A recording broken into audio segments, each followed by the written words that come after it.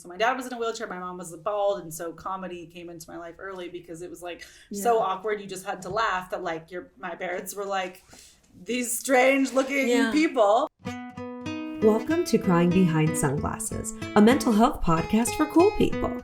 Join me, your fearless host, Keila Dolle, as I interview comedians, entertainers, experts, and people from all walks of life about their issues and find a way to laugh about them. Because if you can laugh about your problems, then they no longer have power over you. I'm here to share more about my own self-help journey too, so that you can feel less alone. Disclaimer, this podcast is not meant to be a substitute for medical advice or therapy. Shocking, I know, but I'm not a doctor. This show is more like the hot cup of tea after therapy. Let's do this. Hey there. I'm so happy to welcome you to my cozy corner of the internet. If you are a new listener, thank you so much for tuning in. Don't forget to follow and subscribe or whatever it is that you do on wherever it is that you're listening to this on. We also have video available on YouTube if you check the description below, so be sure to do that. And if you're coming back, then thank you. I love you. And I am so excited to present today's interview. So Chelsea Lloyd is a comedian, and she also hosts a podcast called Dying of Laughter. And her podcast is all about grief. She grew up with a dad who had ALS, who passed away when she was really young, and is currently dealing with her mom who has stage 4 breast cancer. Now, I know that all sounds very heavy because it is, but I think that Chelsea is the perfect example of someone figuring out how to find light within that darkness, because we can't let these things rob us of our joy. And these people who have passed on, they would want us to be living our lives to the fullest. So let's figure out how the frick to do that, right? We talk about all things grief. Anticipatory grief, which is something I hadn't heard about before. It's when you are anticipating losing someone or something, and instead of connecting with them in that moment, you already are processing that loss. We also talk about grief in all other forms and how we can laugh to get through it. We get into some girl talk towards the beginning of the episode, dating. She recently went through a breakup, and so her advice on how she is coping with all of that and getting into single life.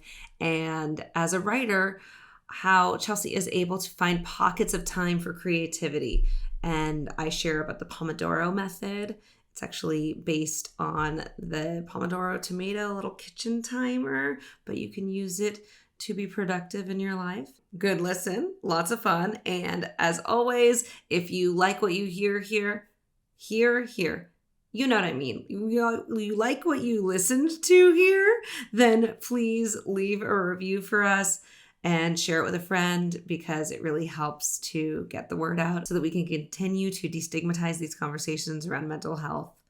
So without further ado, please enjoy.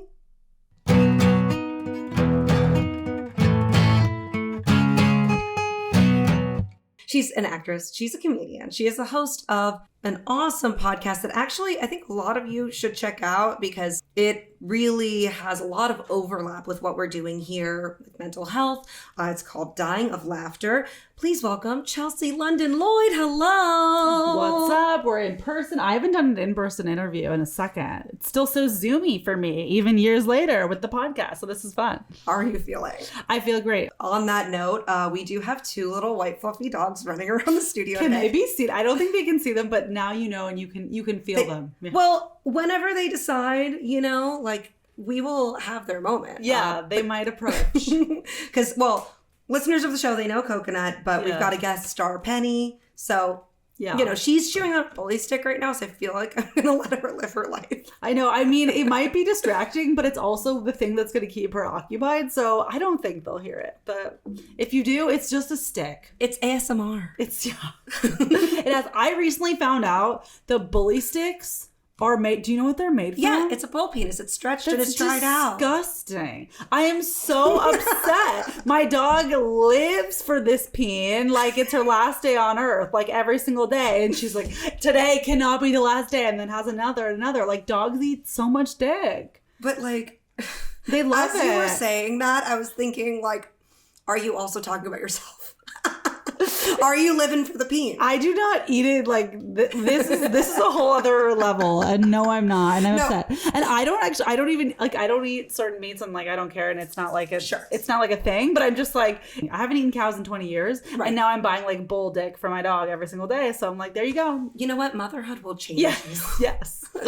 I'm like, I swear. But imagine if you were like a crazy dog mom was like, I don't eat meat, so my dog won't eat meat. Like they're animals, they're definitely gonna need to eat that stuff. Oh no, I have seen friends who will go unnamed who are feeding their dogs vegan dog food. No, that's a no. And this is now a dog podcast. Yeah. So sorry. Yeah. But you know what? The plight of a single dog mom, it is something that should be discussed. Is there a podcast just for single dog moms? Because I should be on it. I should actually host it. You and I. Yeah, together. you and I. Okay, great. Is that okay? Yeah, that's fine. Because there's a lot you get into. Yeah. So to bring it back to you, I mean, you are in commercials with Kelly Clarkson for Wayfair, like all over BuzzFeed, doing all these indie films. I'm so excited for you. It's been very cool to see everything just climbing. Tell me, where did this spark come from where you wanted to perform? Was this something you discovered when you were a kid? Yeah, def a kid. What about you? Were you a kid? I was 9. Yeah. You were 9. Yeah, cute. I think I was just always doing it. I was always in like 3 musicals a year from when I was 5. So by the time I was like 18, I had done like 5 billion musicals. I mean, I could not sing in any of these musicals. And I didn't know. And that's like the beautiful thing about being a kid is like you just don't know. So I have so much footage of me like belting horribly. But yeah, I had done like 10 billion plays by the time I was like, I don't know, 10.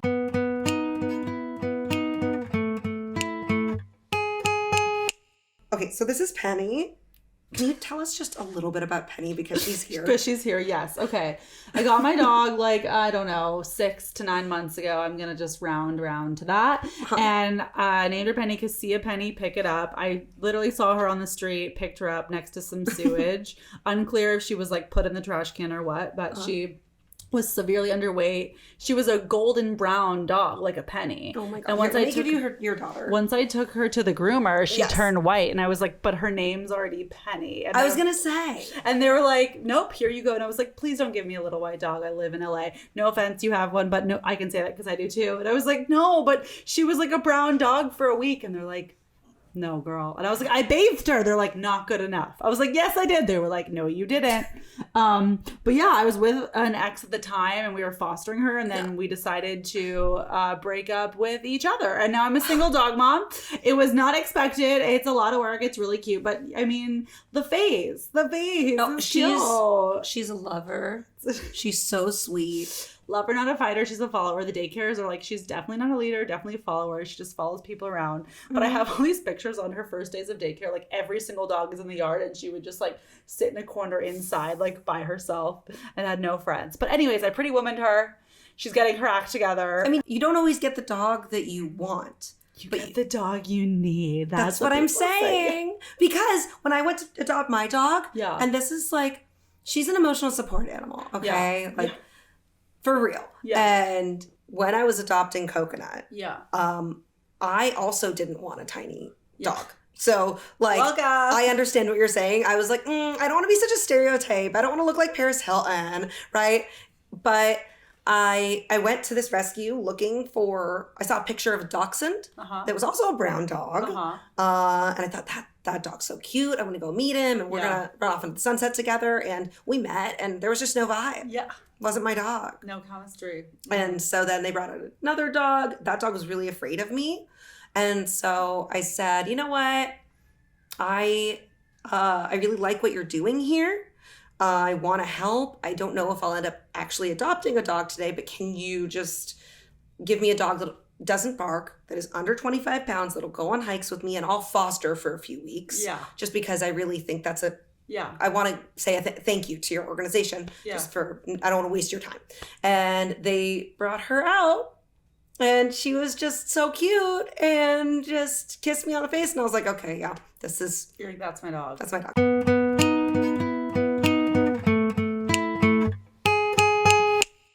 I know you mentioned a little bit about your breakup. Would you be comfortable sharing a little bit more about that? Because in our support group, as well as like, I just hear from a lot of people that come in my DMs about relationship advice, and I guess my first question is like, how long were you together? How was it when it was good? And then what would you be comfortable sharing about, like, how did it turn? Was it just subtle little changes over time, or was there something sudden? Yeah. We were together about 7 years, which is a long time. And yeah, getting the dog was the sudden. Yeah, it was pretty sudden when I got the dog. So don't get a dog. No, just kidding. No, it was helpful. I mean, it's never about the dog, like, no. But that's kind of what just instigated these conversations, and we saw each other more as friends, which is confusing because I think ultimately that's a beautiful thing. And I think, after 5 years, like, a lot of relationships turn a little bit more platonic, but like, how can you keep the spark alive? And finding that spice, it's hard. Yes, but we ultimately saw ourselves, just wanted different things for our lives, and then it just brought up all those conversations. So yeah, I mean, it was great. We met on Birthright originally, so we had like a funny, cute shout out Birthright. Okay. Yeah. Wait, this is cute. Yeah, we had a good meet cute for sure. It was like an LA entertainment industry trip, so everyone was in the entertainment industry, which is like very smart because common interest, right? I'm actually, funny you should say, I'm going on a dinner tonight with a bunch of people from that Birthright trip, so we're still very close. That's so nice. Yes, but so we met in Israel, and like our first date was on the plane. It was like a 14-hour first date, and like first kiss was on the plane, and like all these things. Yeah, it was cute. We dated for like all of my 20s, and now I'm single. And I feel like it's funny, a lot of my friends like went wild in 20s and then like settled down in 30s, and I was like very settled in my 20s, and now it's the reverse. So yes. But you get to have it, and I think that's important, is like you're acknowledging that and saying, okay, I didn't get that time, and now I'm gonna have that time, instead of saying, well, I didn't get that time, and now because I'm in my 30s, that ship has sailed for me, and I'm just going to go directly into whatever society thinks a woman of this age should be doing. Like, you're taking ownership over that, and I think that's really beautiful. Yeah, thank you. I'm definitely owning it. Have sex, live your life, 30s squad. Let's go. Yeah, absolutely. It's so fun. Life is, like, people like to say, oh, life is short, but it's longer than you think it is, and you don't need to rush yourself into whatever the next phase of adulthood it is that you think you need to be in if you're not ready. And like, you deserve to like taste all the flavors of the rainbow, have all these experiences. Like, it's going to help you get to know yourself better and to be a better partner if you decide to do that again. Yeah, for sure. So, I think I'm like a few years away from wanting to date seriously for me personally, but like I do see a future with someone and then wanting to do that. But I feel like, my advice to people going through breakups is like just being nice to yourself, because it changes all the time. Like what you need, what you want. Some days you're totally fine. Then months go by and you're not fine. Yeah. But just like getting comfortable with yourself again. Because that person, especially when you live together, like we live together and this dog and stuff, it's like a limb of your body. Like they're just always there. It was so long. So just that transition. I mean, you kind of grew up together too. Yeah, so much of that. But I like wish him the best, and like we're cool. But now I'm excited to have this chapter in my life. I mean, it's single life is so far so good. I think because I'm not jaded and I've like not been single in so long. Like I'm like excited to go on dates. My friends are like, my 1000th Bumble. Like I'm so unwell, and I'm like, cool. Like I'll go on some dates. So I'm not jaded. Knock on wood. So I'm having fun. Cut to like this is gonna air in like 4 years. And I'll come back on and be like, Keila, it's miserable out there. You're like crawling to me through the desert, just like your hair is like all greasy. You got like a weird scrape on your face for no reason. Yeah, totally. And you're just like, hopefully, unless the scrape is from sex, like then I'm okay with that. Do we need to send you to Israel again to find I know. Your what next if partner? What if I hope that's not what it takes, like flying across the world, but I wonder what will happen. You're not in that moment. We're in an exploratory moment, which I think is really cool. Yeah. And so your attitude towards this dating app is actually very refreshing, because I feel like you said, like, people are very jaded. So when you're getting ready for a date, what, like, do you have certain affirmations or rituals or anything to kind of boost your confidence before you're going in? I have a date tonight, so we'll see what my rituals are. It is interesting. I think I'm one of the only like not jaded people on the apps. That said, I mean, they're annoying. Like, I don't think the apps are inherently great. Like, I've certainly talked to a bunch of like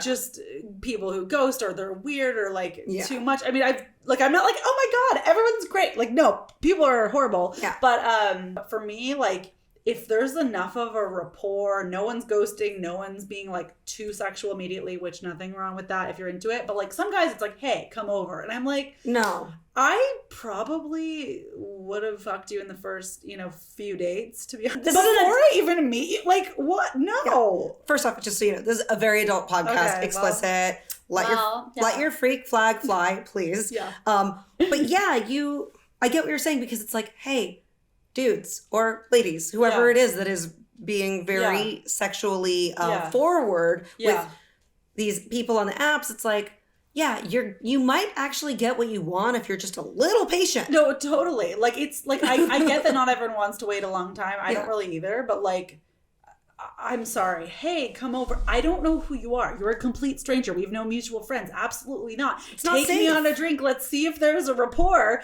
And maybe like, even within the first few months, weeks even, you could get what you want. But no, some people are crazy. So for me, I think if there's a rapport and it's respectful, I should just go. Mm-hmm. I also try and make dates fit into my regular life, which again, I think this will be different when I'm looking to date very seriously. Yeah, you might make more time. Yeah, or like if I'm looking for like the one, if you believe in that, I don't know.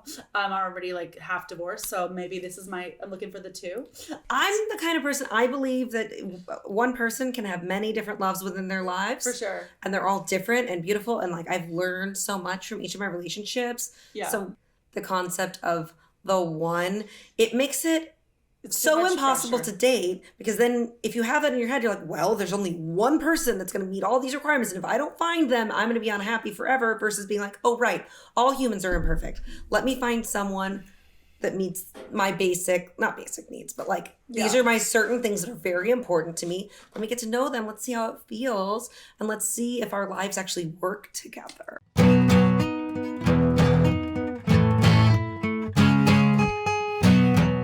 Today's episode of Crying Behind Sunglasses is brought to you, as always, by Papa and Barkley. If you're looking to relax, manage your stress, or also feel better in your body, I cannot recommend Papa and Barkley CBD products enough. They have a topical relief balm that I use all the time when I have achy joints after a workout.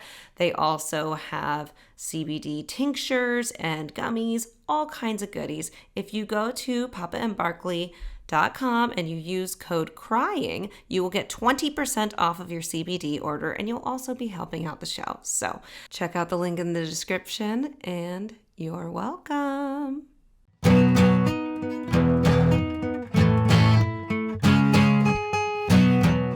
You've been very prolific, and I want to know, do you have any sort of blocks, and how do you work through those when you're trying to write or work on a script or be creative? Like if you wake up and you're just like, fuck, I don't want to do this today, but you still have to go to set. Like, how do you get yourself in that headspace? Yeah, to like write specifically, or just like to make content, or I mean, I guess any of it, but maybe writing. We do have a lot of writers that listen. Acting, I don't know. To do anything creative, I feel like just hit or miss. Like I don't like sit down all day every day and do stuff. So I think I try and like make it exciting. So like open mics, I do like once or twice a week. Writing sessions, I do it a couple times a week. Mm-hmm. But I know some people write like every single day. But for me, I think using a timer is just really helpful. And I block it in my calendar in advance. So like I know if I'm going to be creative tomorrow from 3 to 5, like that's almost inherently comical. Like you have to like plan your creativity, but yes, like you do know, because you're committed to it. Yeah. And if inspiration strikes in addition, great. But like, I think a lot of creativity is like under the umbrella of a timer and of life experience. And even if in the moment something's funny, I write everything down in a joke journal or like in a notes app on my phone. Sure. But I revisit that during structured time. Good. So I think a lot of things happen naturally and are funny, and life's funny, and then I think write it down, but it doesn't mean you're in the mood to like write a script about it. I'm so similar. That's so great. I have a little running document. I have probably too many documents, a little disorganized on it. But I do the same thing where it's like in the moment, there will be a thing that comes up where I'm like, oh, that's a really good idea for a character or a film or a joke or whatever. And I just put it in a little doc. And like you said, then later on, if I'm brainstorming or if I have the time to write, then that's when I revisit it. I think that's a really good tip, because sometimes you'll have these great ideas and you think, oh, I'll remember that later. I don't. Yeah, you don't. Normally we don't. Yeah. And so it takes the pressure off because then, okay, maybe I don't have time to actually write the whole thing out, but I'm going to write something that's enough of a reminder. It's going to jog my memory, and then I can go back to that zone. Exactly. And like giving yourself that time. I don't think it's silly at all, because think about it. Like a painter, for example, they visit their painting studio between this hour and this hour. Yeah. But no, I usually do 25 minutes of creativity, 5 minutes off, 25 minutes of writing, 5 minutes off. Like, there's so much you can get done in a 25-minute block. Yes. Even if you only did a 25-minute block once a day. Like, I feel like otherwise, if you feel like you need 4 hours, you never have 4 hours, and then it doesn't get done. So I'm a fan of like little pockets of creativity. I also do Zoom accountability with people where we set a timer and we're like, okay, what are you going to accomplish the next 25 hours? What are you going to accomplish the next 25 hours? We both go off, come back, 5 minutes, debrief, and then we go back off. Just like seeing each other on the Zoom screen as accountability, I think is helpful. Yes. I was doing that during the pandemic with a writers group, and it's like, it's so smart. I think, is that the Pomodoro method? Yeah. So it's like, they named it the Pomodoro method because there's a kitchen timer that looks like a Pomodoro tomato. I did not even know this. Okay, great. And I don't know who invented it, but that's where the name comes from. And then you can pick out, like, I don't think it really matters the length of time as long as you stick to it. 25 and 5 is great. I've done it like 15 and 5. Yeah. And what's cool, do you do it this way? So the way I do it is say hi, then you turn on the timer. I will mute myself but keep my camera on. Yeah. So that it's like I'm accountable to doing the stuff. And then it's, I guess, Scout's honor that I'm not opening other windows and doing other things. And then once that timer is up, we come back for 5 minutes and we're supposed to just like completely put the work down. Yes, exactly. And try to either go get a snack or talk about other things. Is that kind of what you're doing? Yeah, definitely. Okay. Everyone do it. Do what we're doing. Yeah, but I have all different accountability partners. I have some for stand-up. I have some for acting business. I have some for something in between, some for creating content. Like I have different groups that I use for different things. So I'm a fan of staggering. And then for accountability partners, I have a daily, weekly, and monthly. So like different groups. Like one group we've met every month for like 10 years, and one we meet once a week, and once we check in once a day. So I'm a big fan of accountability and check-ins. So if you ever feel like you can't do it without someone, you're not insane. It's really helpful to have someone checking in with you. Well, because it takes a village. Yes. It literally does. And especially when you're living alone, it's very easy to lose track of time. So that's awesome. I'm jealous because I feel like I'm just starting to get back into trying to form some sort of accountability for myself because peer pressure, that's the only thing that's going to make me get shit done. If I'm left to my own devices, like, absolutely not. Like, I would love to think, like you said, oh, I'm going to block out 4 hours and I'm going to finish everything. That is not how life works. And let's stop pretending that's how it works. Like, it's not how it works. And I've also noticed, I don't know if you've noticed this, sometimes you get like a day off or you have like a full, that big chunk of time with nothing going on. And you think, oh, I'm going to get so much done. And then you sit there and because there's so much unstructured time, it's like sometimes you get overwhelmed and you just don't do anything. Yeah, well, they say if you want to get something done, ask a busy person. Because, you have certain windows that you can get something as opposed to the whole day. So, yeah, I agree with that. Yeah. But sometimes it's nice if you have a day, you just need a day to yourself. That's okay, too. Yeah. Live your life. Take your day. I love how much advice you're giving. This is so great. Is that so weird? I always am like thinking, like, who am I talking to? What do they want to hear? It's not weird at all. Okay, I think it's awesome.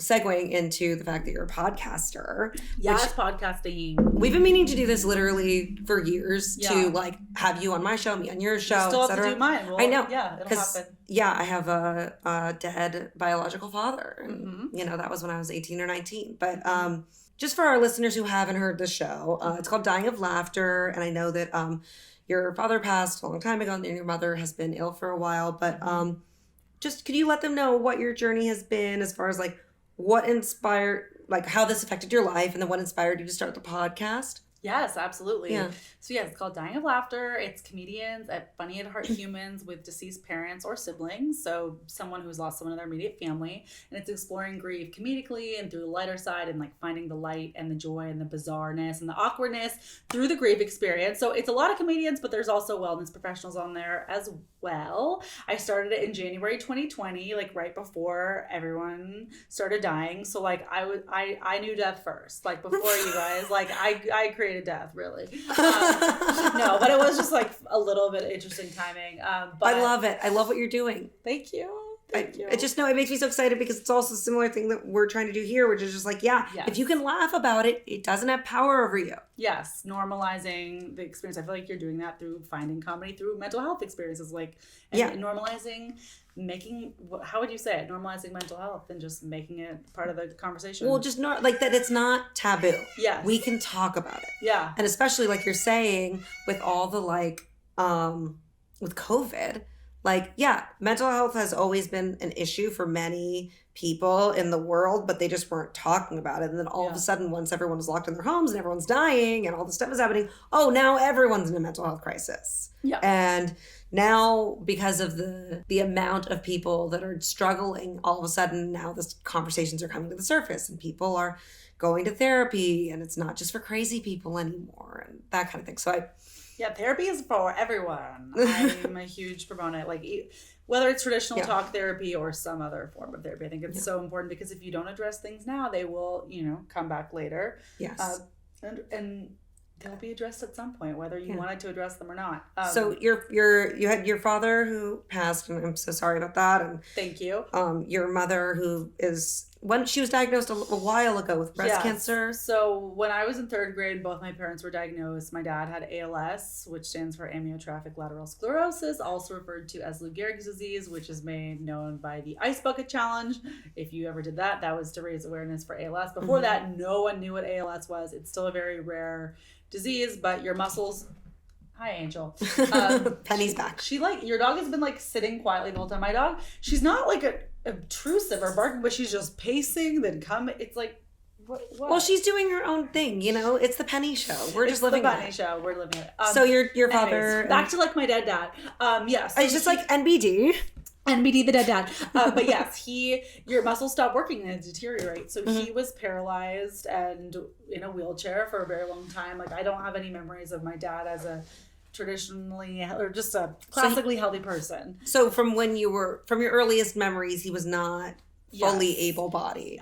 Correct. I remember him walking a bit, but his arms were always not working. And then his first symptoms happened when I was 4. He was diagnosed when I was 8. So he thinks they misdiagnosed him for a few years, but whether I was 4 or 8, I don't know. Very little. It was young. And then, he was fully paralyzed and bedridden from when I was 12 to when he died, the week I turned 19.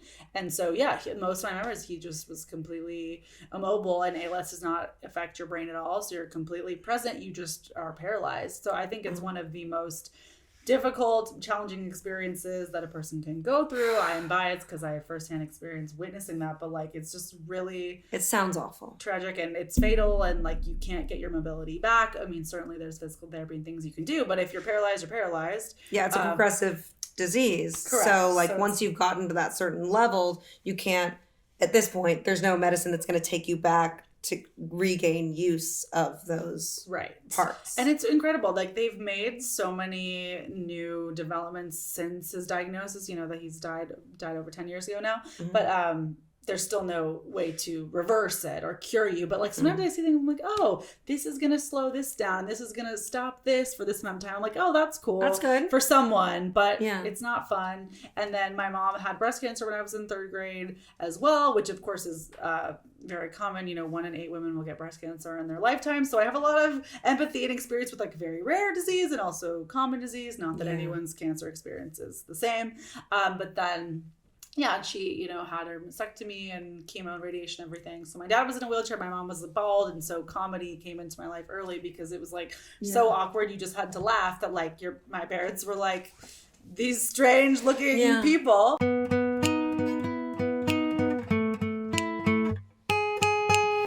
Breast cancer is something that is very prevalent right now. I mean, even in younger people are being diagnosed, and one in 8 women will get breast cancer. 1 in 8 is what they're saying now? Yeah. Within their lifetime. So, my recommendations are to just regularly do self-exams, and it seems awkward, but feel your boobs in the shower, really feel them. Is there anything off? There's really great charts online. If you Google Know Your Lemons, there's really cool, interesting charts that show different things that can happen with your breasts and your nipples, and you can see if there's anything wrong. And also having a doctor fill your breast once a year and a gynecologist fill your breast once a year. So if they don't offer to do it, ask them. It should be they part of but not, maybe someone doesn't. So I stagger my regular doctor's appointment and my gynecologist 6 months apart. So that's technically once every 6 months. Good. Someone's taking a look. Mammograms start when you're approximately 40. So that's not going to be for everyone listening. But if you're approaching 40, have a think on it. Or 10 years younger than when a person in your family is diagnosed. So mine will happen much earlier. But So your mom was diagnosed, she was like in her 30s or she was 40s? 44 when she was first diagnosed. Okay. So anything considered under 50 is like more of a red flag to get cancer. Sure. After 50, still horrible. We never want to get cancer, but there's more other factors that could contribute to, at that point. Right. So under 50 is more the like red flag. But yeah, I mean, she was 44. It's like no one wants cancer when they're 44, but she wasn't like 20, but no one like, wants it ever. Not great. Yeah. Yeah. No one wants it ever.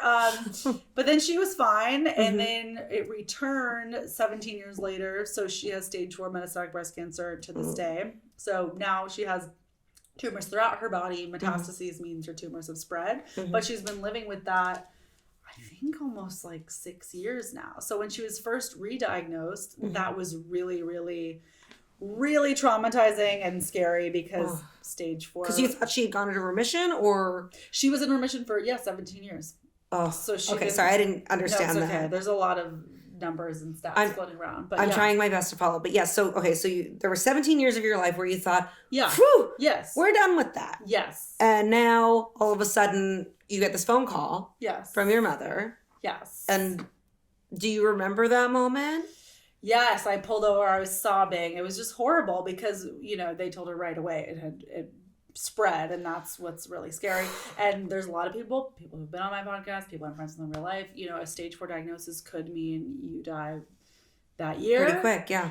Or it could mean you live a long time. So there's hope, and that's great. Yeah. But part of the impetus for getting so involved in grief communities and starting my grief-related podcast was I didn't know what community to go to, so I wanted to create one. Because I was 25 at the time, and I thought, okay, well, I'm not going to have parents, before I'm 30, and like I just don't. You have to find people. And I was like so upset by that, understandably. And I, my dad had died like just 6 years before, and I would say like the first 3 years after he died, I was just like so depressed, and then the second chunk of 3 years, you're like, oh, it's gonna be sad forever, but you're like, okay, I have my footing here. But it wasn't long enough that I felt like really strong in my foundation and understanding, and I had never gone to therapy to address his loss because I was young and I just I didn't know to do that. Okay, yeah. So then I was like, okay, now you have to. Now I have to go. Okay.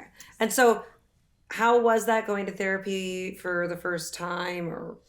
I've always had a really good experience with therapy. I consider myself a very open person. So like, I don't know. It's interesting. Like when it comes to grief and death and cancer, I've just been thinking about it my whole life. And for whatever reason, I feel really comfortable like exploring it and going there. But maybe someone can relate if they don't feel that way. Of like, we all have other things we're like less comfortable with. So for me, I'm not like so open with my therapist about like my sex life. Like that to me feels like, this is hard to talk about and I don't know. But like death and grief, I'm like, oh yeah, I have thoughts. Let's go there. All day, every day. Has something that they're more comfortable with and less comfortable with. But it was really because to anticipate the loss of my mom. Yes. And then fortunately, we're here. She's still here. She's still living with it. So I think at that time. How is she doing, by the way? She's good. Yeah. Thanks for asking. So it's, I don't know. I don't want to compare of course. It to other things or diabetes, but like, it's under control. She has appointments weekly, bi-weekly, every month. She gets injections. She goes to UCSF all the time. She's frequent blood tests. She gets radiation. Like,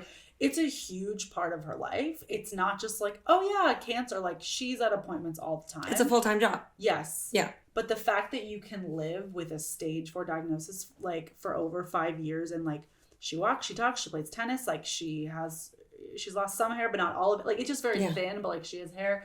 Like, the fact that you can live a life with like that's bajillion amazing. Tumors is like kind of cool. I mean, that's it's amazing. Not great, but it's cool. No, but I'm saying, like, Chelsea, that's like, how long has it been since you got diagnosed? It's like been 6 years, yeah. And she's like, I mean, I hesitate to say thriving, of course. Yeah, but yeah, thriving adjacent for sure. Yeah. She has a good quality of life. Yes. and she's able to be out there doing activities that she likes. She's able to spend time with her friends. Like, is it perfect? Absolutely not. Yeah. But like, I don't know. I'm very happy for you that you get this time with her and that hopefully it'll get better, or who knows. But like, I'm very happy to hear that. Thank you. Well, yeah, I hope it's, I don't want anyone to compare experiences because every cancer diagnosis, every diagnosis is so different. But like, there is hope, and there are people thriving and living very well with a stage 4 cancer diagnosis. So yeah, it is, like you said, thank you for acknowledging, like, it is really hard. I think everyone in my life is so used to it now. Like, a lot of people are like, wait, does she still have cancer? Is she in remission? Like, did she recover? It's like, no. And her tumors, they're never going to go away. So it's not reversible. I see. But the fact that, like, there's not new ones growing every day, like, slowly over time, stuff spreads a little bit, you know? But, like, I don't know. It seems like it's going well. Yeah. What's interesting is, my dad had ALS for so long. I did notice, when my mom was first diagnosed, I thought, well, best case scenario, I go through a similar experience to what my dad went through, and like I have to watch one parent have an illness for a long time again, which ironically is definitely the best case scenario, because if not, that means they died quickly. Yeah. But now we're entering into the territory of that, and like, so far so good. But it is interesting that it's, my second parent with this longer diagnosis. So I think I'd prefer, again, someone to live than to not. But it is interesting that it's like, oh, this again. Yeah. Mm-hmm. I mean, you're a professional at this point. I'm an expert, unfortunately, in parent diagnoses. But you were talking about something on your podcast called anticipatory grief, which is, I knew about that as a concept, but I had never heard it put in those terms before. And as soon as you said it, I said, oh my God, that's so real. Like the anticipation of losing the person. Yes. And so you're kind of pre-grieving. Yes. Before they're even gone. And I feel like that can even happen without death or disease. It can even happen when you have a friend who you know is going to move to a different city, or like maybe at the end of a relationship and you're like, fuck, I can tell this is not going well. Or that kind of thing. I mean, do you consider yourself in that stage? Yeah, well, it's interesting. The idea of anticipatory grief is often when someone is first diagnosed, but it also can be, related to mental health if someone's suffering from addiction, like when the first time there's an accident or you find out about that person's addiction, maybe anticipatory grief is coming up for you then. Then there's also sudden loss, which is the opposite of that, and there's not an anticipatory grief period. But I considered myself in that period for like probably the first 3 years of my mom's second diagnosis, because we were always waiting for the other shoe to drop. Now it's so normal, I'm no longer in that regularly, but there still is the overarching theme of like, my mom isn't going to be around as long as some other people's moms. Yeah. Just because, like, if you have stage 4 cancer, you're not really living till you're 100. It's weird because it's like, you don't want to think about it, or I don't think about it every day anymore. I don't say you don't want to, but it's just so normal. But it's like, okay, well, like, it's been this many years. But it's like, oh, like, even if there's like 5 more, that'd probably be really good. But then I'm like, wait. That's like sad. Wait, 5 more years? That's like not great. We're sorry, that was the funniest thing I heard. You're like, well, my mom could live for 5 more years, but that's like sad. That is literally what I said. The Valley Girl is coming out a little bit. Yeah, girl. I'm kind of exaggerating, kind of not. But no, I'm like, things like, will she meet my future partner? Like, will my kids have grandparents? Like, probably not. So stuff like that gets really weird. I mean, also, like, me and my mom, like, plan her death. Like, we know what's happening for her funeral. Like, we have wills. You've talked it over. We, like, know, like, we, like, have funny, like, it's, like, a funny relationship. Like, sometimes she'll be like, should I buy this pair of $300 shoes? Or like, no, that's just they're basically Chelsea shoes then. Like, because then Chelsea's just gonna fucking do you guys wear the same size? Yeah. So okay. So she's like, I don't need it. This is gonna just go to fucking Chelsea anyways. Or like, well, there's lots of jokes about that. She's like, I could help you pay for your dog this month, or I could like go to Europe and like, fuck you. Like, it's like very much like, is it your money or my money? Because she's like, yeah, she's gonna be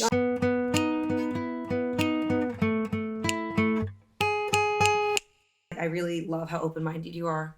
And like, it's so easy for people to become closed off, especially when they go through traumatic experiences like losing a parent, or I know for me, if I've had times where my family members are in and out of the hospital, it's very hard to focus on other things, and it's very easy to become stressed out and irritable and everything. So I don't know. I think you're doing great. Thanks, you're doing great. You're We're doing doing great. great. We're being open about our dead dads. I know. Well, I'm looking forward to hearing more of your story when you come on my podcast. Yes. You can share everything about you. I'm an open book. Open book. Cliff's Notes version is mostly that, so I haven't seen him in person since I was 3 years old, but they separated when I was a baby. And then he died from alcoholism when I was my first year of NYU. Mm-hmm. And it was definitely something that changed me, and it was tough. It was a weird kind of loss because of the lack of relationship and the hope for that relationship that had gone through my childhood, and then thinking like, oh, okay, you know what? When I'm 18 and I leave my house and everything, then I'm gonna go meet him. Mm-hmm. And I was in the process of talking to his family and kind of sniffing it out.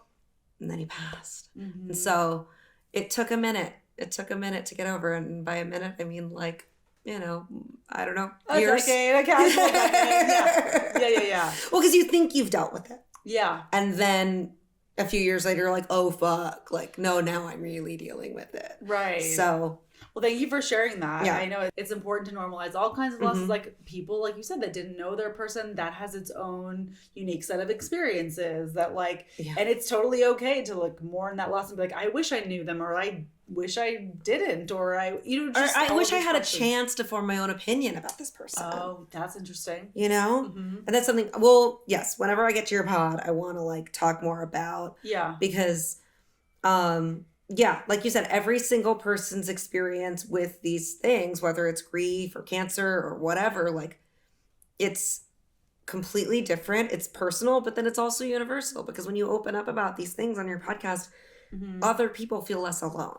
Yes. I mean, especially, I remember we talked about, I think they were about the same age. I was 19, you were 18, 19, like you said. So both of us was the first year of college when we lost our dad. Although completely different. Wait, I didn't realize that was the timing. Yeah. Okay. Yeah. So that age is just interesting of much less open than say now. Like if someone died now, I'd be like, okay, I'm going to get into therapy within the first few months. Not just I don't know. Yeah. So it's hard to not know. And then you said, you have to deal with it later. I never went to therapy about my dad until my mom was diagnosed, right? I was like, oh, I should deal with this. Yeah. But so there's always going to be something else that could remind you of that time. But I'll do a quick plug for the dinner party, which is free virtual grief group. So it's 20s to 40s. It's all free. It's online, and it's all based on kind of loss or not. So there's general loss, dad loss, sibling loss. You special kinds of loss, there could be losses for someone who didn't know their parent, so that you could be in that community, or alcoholism, or different things. Interesting. So I really recommend that resource. All right. Well, hey, thank you. That's really, I love all this stuff. And that actually, I mean, you just gave me a hot tip, so I feel crazy that I'm about to introduce this segment, but do it. Introduce it. Chelsea Lloyd. I need to know. If you have a shitty day, you go to set and you just feel oh, I didn't really do what I wanted to do, or you bomb. I know this never happens. I know that all your shows. A shitty day would be when I'm not going to set, which is most of the time. Okay, shitty day, not on set. I don't know. Something goes wrong. Yeah. The dog shits on the floor, right? You're having a bad day. What are you going to do to turn your mood around? What is your hot tip? Oh, it's so hard. But when your brain is firing off neural pathways in the same way that they did yesterday, the day before, you're going to feel the same thing. So I don't know. I've been told you to shake up those neural pathways, and that's by doing things in a different way than you normally do them. So if you normally even drive home this way, take a different route, walk a different path, eat a different kind of food, read a different kind of book. So the quickest, easiest thing that I can recommend is just doing something totally different than what you normally do. Change it up. Even if it's minimal. I haven't eaten pears in a while. I always have an apple for breakfast. It's just change your freaking day. And then also just getting outside and walking, I think is so underrated. I don't think now your life is so much better, but I think it can get a tiny bit better by just getting out of your environment, whether you put on your AirPods and grab a podcast or music or go silent. Yeah, and also get off the phone. Once you've hit play on that podcast, let's put the phone in the pocket and look and take a breath, look out at the city or nature or whatever it is that you're looking at. Yeah. So just, I think getting outside immediately and doing something different. I'm a big fan of I have a Kindle now. If you're a hard book person, I got that too. But I love Kindle. Kindle is so helpful. So Libby is the public library's free app, so you can download books for free onto your Libby. Like all the bestsellers, every book you want is on there. If it's like popular, you have to wait a few weeks or months, but it's through the public library. And they also have audiobooks for free on there, which audiobooks are like $30 to buy. I love audiobooks. I totally recommend the Libby app just if you want something new in your ear that can inspire you. Yeah. For a long time, it was like if I was really depressed, I would put on Oprah. Yeah, what do you do? Yeah, what do you do? Oprah Super Soul Sundays. Okay. Just, she always, her voice is so soothing. And she's always got some sort of new platitude that I'm going to hear. And I'm like, you know what? You're right. I can do it, Oprah. I am special. Or like the other day I was watching her. I don't know why. I'm just very obsessed with her. I mean, duh. Yeah. Duh. Who isn't?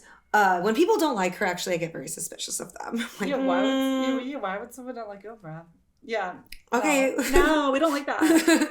But the other day I was watching some commencement speech she was giving, and she said, "Don't let this world give you imposter syndrome." And I thought, fuck yeah, thank you. You know what I mean? Like, don't let this world tell you you ain't shit, because you are. And like, I took that and I said, yeah, you're right. Fuck you, everyone. Don't make me feel bad about myself. Don't like whatever magazine you're opening and making you feel bad about your body, or you look at someone else's career and you want theirs and it makes you feel bad about you. No, you know what? Fuck all that. I'm going to choose that I'm awesome. Mm-hmm. Yes, I like that. Let's choose that we're awesome. I know when you're feeling down, definitely don't go on Instagram. That's what I would say. But I'm a fan. If you're big on social media, I also help artists with their social media. I'm basically like an Instagram therapist, not a real therapist. Wait, what? People just like cry to me about their Instagrams. Yeah, that's my side job. It's like helping artists like make videos, grow their following, etc. But it's really people who are like stressed out and like sad about how awkward it is to compare yourself and stuff like that. So that's a whole other story. But I think I can make the experience a little less awkward. Like it's hard. Social media is hard. Yeah, I think I need you. We can totally we can chat about that. No pressure. But no, it's hard. But like there's a way to do it a little more authentically and like to feel better about what you're posting. We talk about the post and ghost method. So you post and you ghost. It's like you're adding value without like consuming everything else. Like it just so many people go on and consume. Like what if you added value? What if you put something out there and then left? Post and ghost. Yeah, post and ghost. This is great. Do post and get out of there. Yeah. Yeah. And because I think the trap you fall into is you say, well, I have to be on social media for my career. So then you're on. But if you're going to, we can work together, but you don't have to. Yeah. Right. You know what I'm saying though? There's that thing that you think, right? Yeah. So then you go, okay, I'm going to go on here and post. Yeah. What's this? I know. Whole hour later. Yeah. Then you go, you know what? I don't even want to post anything. And then it doesn't happen. Right. Versus if you're going in with the intention of, okay, I'm posting, I'm closing this application. I'm not going to do the things. I've done this. Yeah. Where you post something and then you keep refreshing.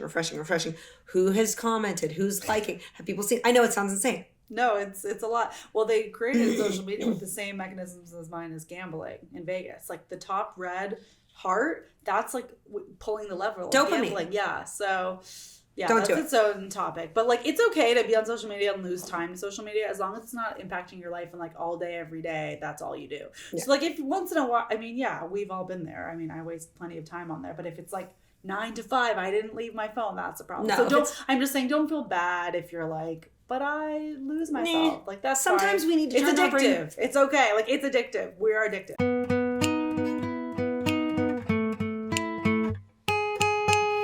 As we're closing up, do you have any other like words of wisdom for someone who might be going through something similar with a parent or a sibling or a loved one that is having a longer illness, and how they might be able to get through their day and still find joy? Yeah, absolutely. Well, first of all, if that's you, I see you, I relate to you. It's really hard. My best advice is having some kind of outlet, and it doesn't have to look the same for anyone, but for everyone. But again, plugging the dinner party, like that's a free virtual grief group. It's an amazing resource. It doesn't mean you have to talk to your immediate friends and family.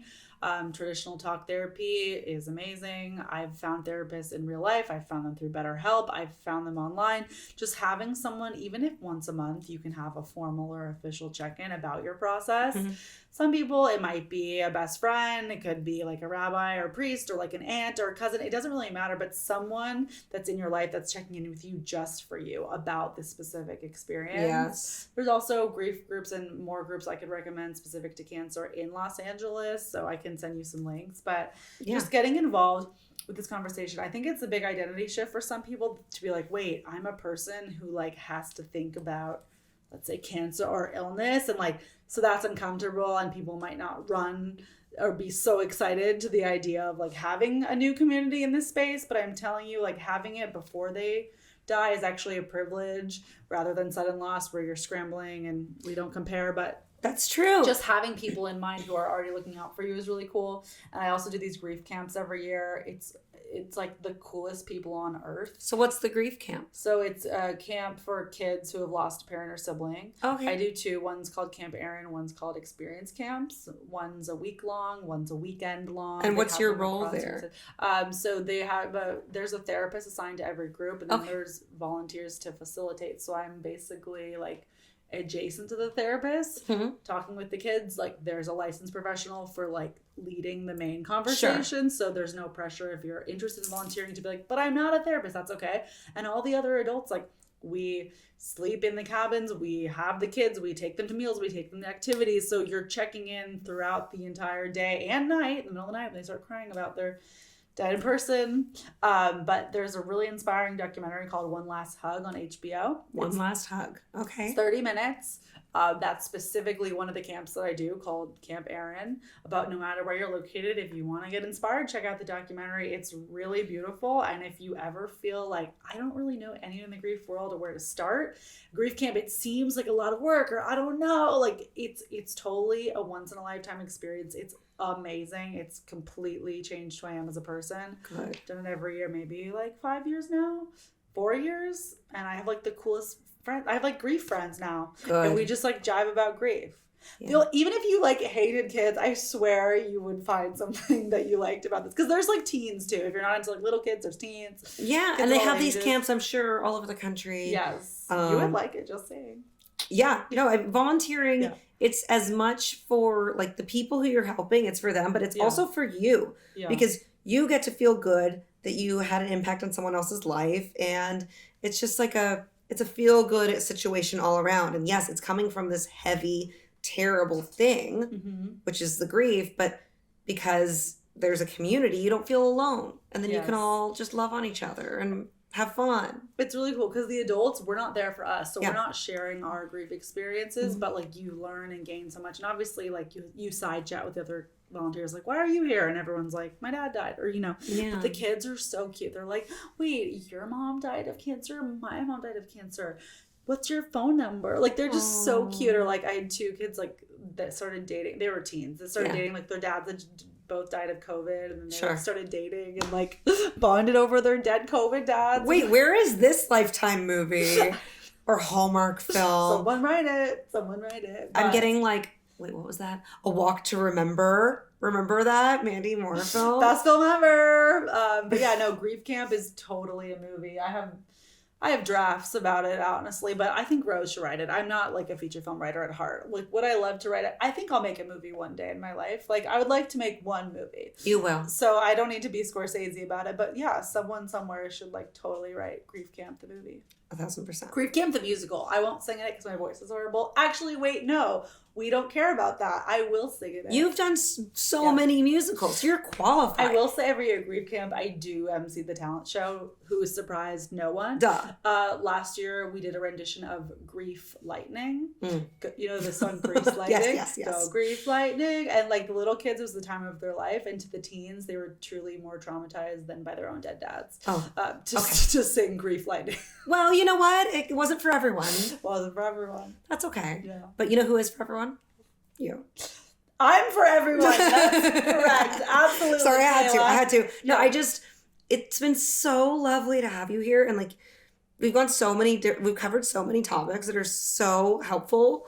And you've given like all these different resources, which I will be sure to link in the description around grief and getting people together and everything. And I think for me, the moral of the story is like, reach out, find your people. Like, even if the thing that has happened to you is something that you don't like, or especially, that's the time to go find the stuff. Don't hide in your room. Don't isolate yourself, because whatever you're feeling, it's just going to get worse if you try to do all of it alone, right? So just thank you so much. And if people want to check you out, they should go to... You can follow me on Instagram at Chelsea Lloyd, which is more comedic content, a peek behind the curtain of my life. And then the podcast is called Dying of Laughter. The Instagram is Dying of Laughter. So that'll be the grief comedy stuff there. Yes. And all of the interviews on there are so awesome. Every single guest that you have is a little bit different. They have different experiences, and you are not afraid to do the whole deep dive, which I really appreciate. We go deep, we dive. We deep, we dive. 100%. Yay. Thank you so much, Chelsea. Thanks for having me, Keila. This was fun. Dead dads are fun.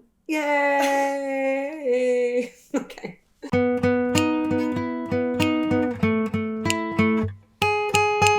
Thank you so much for listening to today's episode of Crying Behind Sunglasses. I've been your host, Keila Dolle, and if you want to check out any more information about me or my guest, you can look at the description. Also, full video versions of all the episodes moving forward are now on YouTube, so you can see those on cryingbehindpod.com, as well as other resources. If you like what you heard today, then please be sure to follow, rate, and write a review on your favorite podcast app. It all helps, and it means so much to me just having all of your support. Our theme song was done by Peter Stoya, lyrics and some guitar by yours truly. So I hope that the episode today made you feel less alone, made you laugh a little bit, maybe gave you some things to think about. Until next time, stay cool, stay present, stay sunny.